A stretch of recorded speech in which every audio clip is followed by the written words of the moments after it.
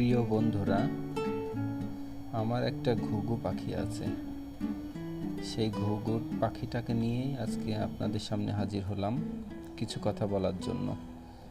প্রতিদিন যখন অফিস শেষ করে বাসায় আসি, ঠিক তখনই একটা দায়িত্ব কাঁধে এসে পড়ে। সেটা হচ্ছে আমার পোষা ঘুঘুটাকে খাওয়ানো। ওকে খুব ছোটবেলা থেকে হ্যান্ড ফিডিং করাচ্ছি, কারণ ওর মা বাবা জানি না কেন আর বাসাতে ফিরে আসেনি। হয়তো কোনো কাক বা অন্য কিছুর আক্রমণে মারা গিয়েছিল, যার কারণে ও আমার বাড়িতেই জন্মগ্রহণ করেছিল। আমি ওকে ওখান থেকে উদ্ধার করে নিয়ে এসে আজ 2-3 মাস যাবৎ ওকে হ্যান্ড ফিডিং করাচ্ছি। মাশাআল্লাহ, ও অনেক বড় হয়ে গিয়েছে।